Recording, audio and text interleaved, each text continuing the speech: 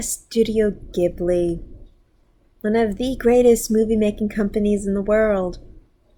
The animated features they present are just, there's just so much majesty to them. They're so warm.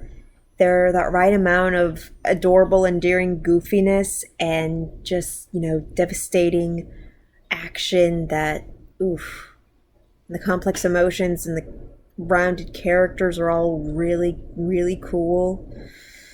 Yeah, they stick with you. They stick hard with you. They are really good, whether you see them when you're young or you see them when they're old. A Studio Ghibli movie, at least, those classics, are the kind of movies where I say, it's okay if you don't like anime. There are lots of reasons I understand why you wouldn't like anime, but please forget all that and just watch this one movie with me because it's really good.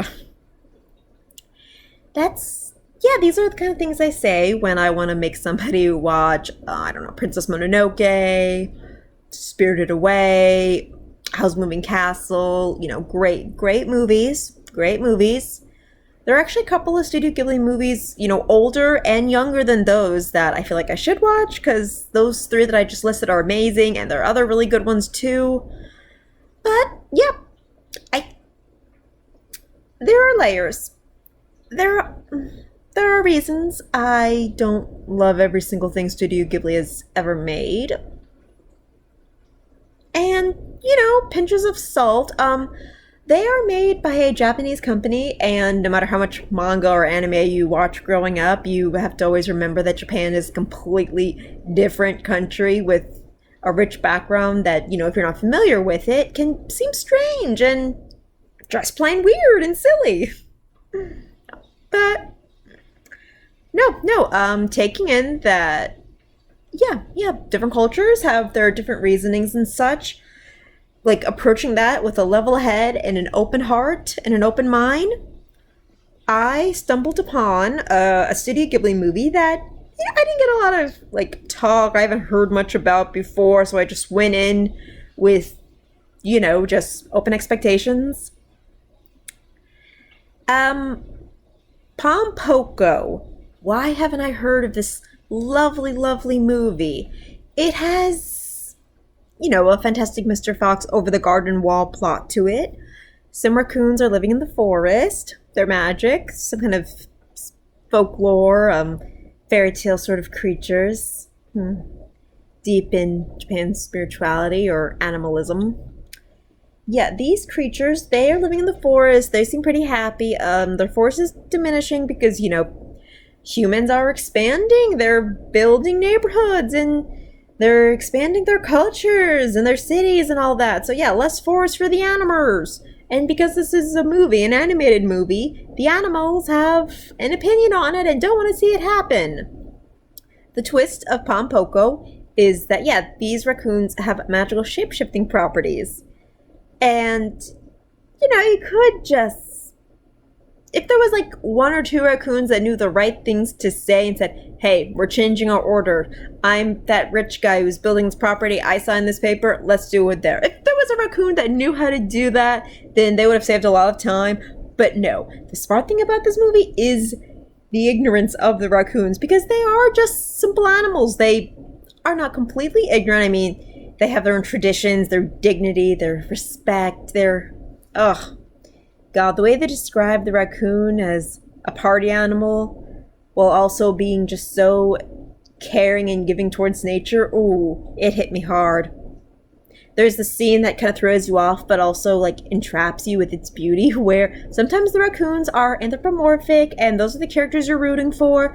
Then you get these really sweet scenes where the raccoons look like actual animals and, they're just drinking from streams and just running back and forth across roads and such. And it's that's what a raccoon looks like. Technically they're raccoon dogs, but that's a mouthful, so I'm just gonna say raccoons.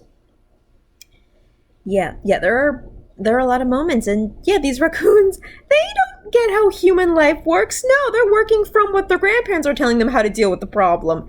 And there's something so endearing about how older people have to adjust, how teachers have to adjust to explain the crazy new ways that the world is happening. That is something that really just makes you fall in love with these silly raccoons. And it's not just, oh, goofy misunderstandings. No, there's devastation in here. There is heartache, and hard choices are made. And there is like, yeah, there is true, genuine fear and destruction in here that is amazing and awesome. And it's just, whew, don't care if it's a raccoon, to hear a grown man cry and break down knowing his entire life is over. It's real. Recently, I live in New Orleans, okay? Hurricane Ida hit, and I have seen adult men in my life just break down from their homes just being horribly, horribly damaged or being destroyed or just having to go 2 weeks without electricity. So yeah, that devastation is real. And this is different because, yeah, the raccoons are more like going through a war that they're incredibly mismatched from. Like, humans are just relentless, and they don't get why humans are doing this to themselves and doing this to nature. They don't get it at all. And the struggle with it is just so beautiful. And that is what makes it like high Studio Ghibli quality. The innocent confusion and the trying to make it better with what magical resources they do have. The kind of hilarious and kind of genius part is it, at one point, the raccoons, they have the reason to have mercy on humans. They actually try to they successfully haunt the hell out of some of the human, like, construction workers that are on the premises, like, destroying their forests. Like, they go terrifying and creepy. And, again, you really have to appreciate, like, Japanese lore to know how bad it is. Like, these, like, adults are seeing, like, the nightmares from when they were kids come up and haunt them. And the raccoons are laughing, saying, "We finally got rid of those darn humans." Like, most of them are just doing this with a big old smile. The one really cute aspect was, it's like, one of the raccoons, one of the more angrier, like, more serious to fight with war, is like, "We should just kill all humans while we have the chance." And they're like, no, we don't want to be the animals here. And then other people are like, "If we lost humans, we'd lose tempura." And then they list all kinds of other food, and then they all start crying. It's like, damn, those humans and their fried foods. That is the one reason we can't live without them. It's hard, man. It's hard. This movie has a lot of elegance, and then just a lot of cheesiness. Because it's like, damn it, like, they hit my heart. I mean, I don't know if I can give up certain things, like certain comforts of mine, to help nature. It's a struggle, and it's hard, but yeah, it's a struggle we live with. So for the most of the movie, you do get a really more mythical, sort of Fantastic Fox kind of movie, with just different characters and more of that Studio Ghibli pacing, which just is so elegant. Though there is a twist at the end, and okay, huge spoiler, but I got to because it was really interesting to me. At the end, you find out that there are some raccoon characters that, their transformation powers just come so naturally. They can hold it for a long time. They train, they practice, they can do it. And some raccoons don't. Like, it's at one point where one of the raccoon elders uses his giant balls to make a beautiful ship and takes all the raccoons that don't have magical powers. Yes, they fly away, Peter Pan golden ship style, on a beautiful... It's made out of old raccoon's balls. So weird, but if you fall in love with the movie, it's just, of course, at that point, of course. It's kind of a dark, like, what it implies is very dark, where, yeah, he's taking those raccoons and he's just letting them drown in the river so they don't have to suffer the hardships of being animals in a human's world. Or maybe he went further than that and brought them to deeper forests. It's not said before, and the ambiguity of it scares me, and I think that's brilliant. No. Also, besides that, after that, the raccoons that can magically transform actually begin to live lives as humans.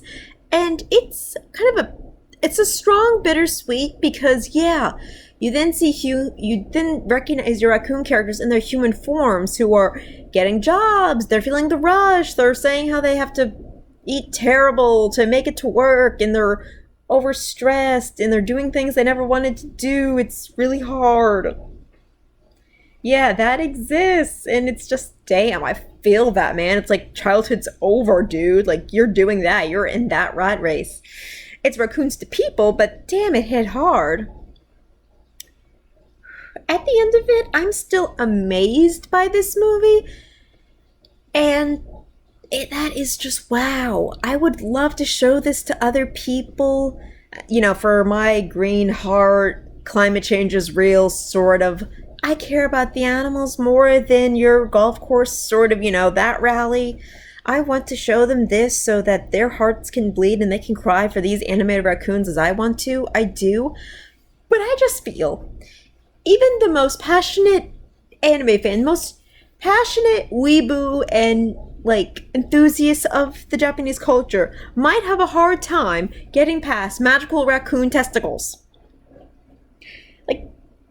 I really wish I could show more people this movie. I just don't think many of my American friends can handle the giant raccoon testicle. I could eventually I got used to it, but damn. And now I know that you rub the raccoon's testicles on certain statues if you want wealth.